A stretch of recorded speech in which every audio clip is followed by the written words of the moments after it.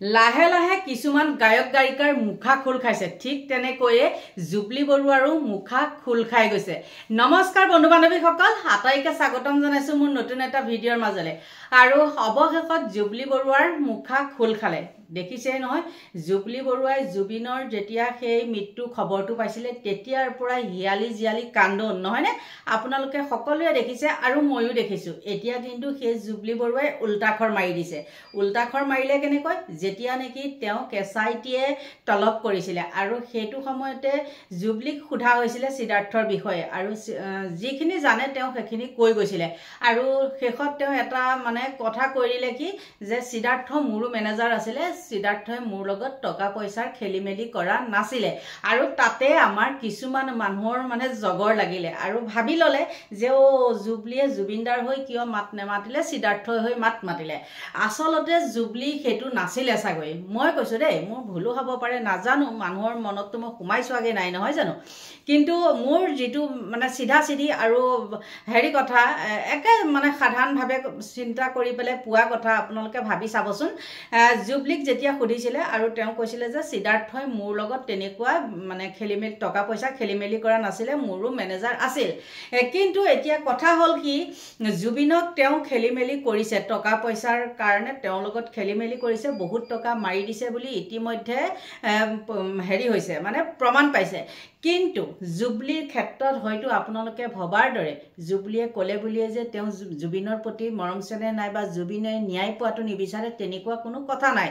এতিয়া কথাটো হ'ল কি, হয়তো জুবলিৰ লগত সেইটো সুবিধা নাপালে সিদ্ধাৰ্থই আৰু তেওঁ লগত থকা চাগে জুবলিৰ লগত যিখিনি বাদ্যযন্ত্ৰী আছিলে সেইসকলে হয়তো সিদ্ধাৰ্থক সেইটো সুবিধা নিদিলে আৰু যাৰ নেকি হেৰিৰ কাৰণে সুবিধাৰ কাৰণে জুবিন গাৰ্গৰ পৰা কোটি কোটি টকা মাৰিবলৈ তেওঁ সক্ষম হৈছিলে। আৰু আপোনালোকে নাভাবিব যে অকল সিদ্ধাৰ্থইহে জুবিনৰ পৰা লুটি পুটি খাইছে, তেওঁ লগত থকা সাংগু পাংগুখিনিও কিন্তু তেওঁৰ লগত থকা যিখিনি বাদ্যযন্ত্ৰী তেওঁলোকৰ পৰাও কিন্তু সাহস পাই ইফালে সিদ্ধাৰ্থই টকা পইচা মাৰিছিলে। মোৰ কথাটো যদি মিছা তেন্তে হ'লে আপোনালোকে মোক কমেণ্ট কৰিব পাৰে, তাত মই বেয়া নাপাওঁ। আৰু জুবলিৰ সহপাঠী হেৰিখিনিয়ে সহযোগীসকলে সেইটো সুবিধা দিয়া নাই কাৰণে জুবলিৰ পৰা সেইখিনি মাৰিবলৈ নাপালে, মোৰ মনে সেইটো কয়। আৰু সেইকাৰণে জুবলিৰ পৰা মৰা নাছিল আৰু জুবলিয়ে যিটো হয় সেইটো কৈ দিছে নহয় জানো। শত্ৰু হ'লেও কিছুমান কথা সঁচাটো ক'ব লাগিব।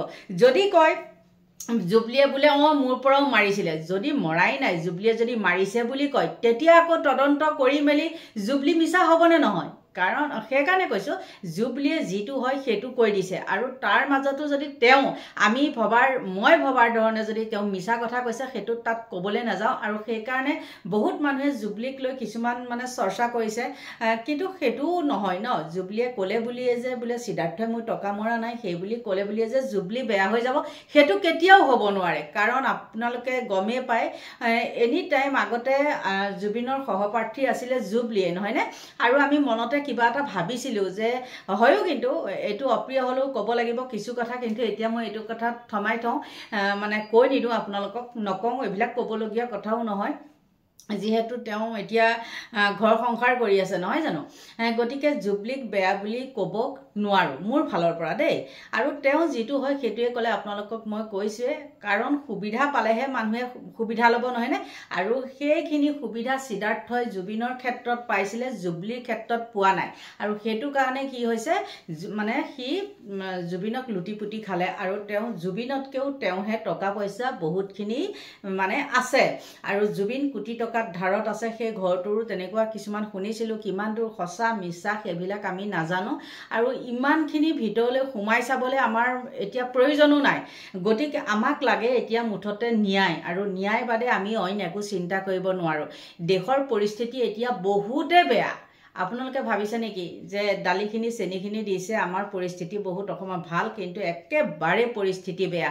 আৰু এটা কথা কি মুখ্যমন্ত্ৰীয়ে বাৰে বাৰে কৈছে যে 8 তাৰিখে আপোনালোকে গম পাব এতিয়া কোনটো 8 তাৰিখ নাজানো 8 তাৰিখটো আহি থাকিব গৈ থাকিব নহয় জানো এতিয়া এটাই আশা কৰিছো মুখ্যমন্ত্ৰীয়ে কৈছে যে মই কথা দিলে কথা ৰাখো আৰু ময়ো কৈছো যে আমি সকলোৱে বিচাৰিছো যে সেই কালপিত কিটাৰ ফাঁসি হওক আৰু তেতিয়াহে আমি কম যে মুখ্যমন্ত্ৰীক ধন্যবাদ দিম লগতে মুখ্যমন্ত্ৰী দীৰ্ঘায়ু কামনা কৰিম যে আপুনি কথা দি কথা ৰাখিলে আপুনি এটা কি কথা দিছে কি কৈছে এফালে যদি লাগি থাকে ইফালে লাগি যায়গে মানে আমি ভাবি আছো হাঁহটো আপুনি কৈ দিয়া পাৰটো কথা হয় না নহয় গতিকে আমি সেইখিনিয়ে ক'ব লাগিব যিটো হয় সেইটো ক'ব লাগিব আৰু মুখ্যমন্ত্ৰীৰ ওপৰতো তেওঁ যেহেতু মানে নদি কৈ আছে যে 8 তাৰিখে দেখিব 8 তাৰিখে দেখিব কি দেখো সেইটো ভগৱান জানে আমি আশাবাদী নিশ্চয় জুবিন গাৰ্গে ন্যায় পাব কিন্তু কিছুমান মুখ্যমন্ত্ৰীৰ কাৰ্যকলাপে কয় যে মানে জুবিন গাৰ্গে ন্যায় নাপায় আৰু সদশেষত এটা কথাই কওঁ মোৰ বিষয়বস্তুটো আছিলে জুবলি বৰুৱা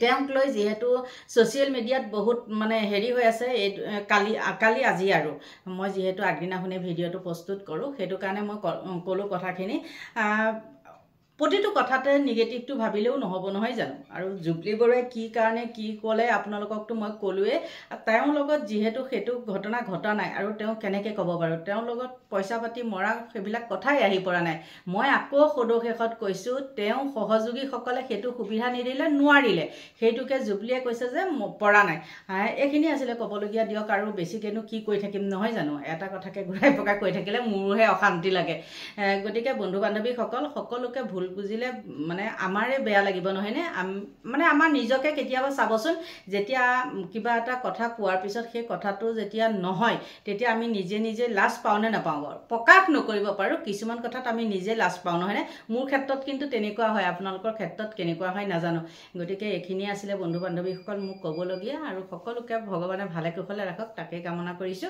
আৰু মোৰ ভিডিঅ'টো ইমানতে সামৰণি মাৰিছো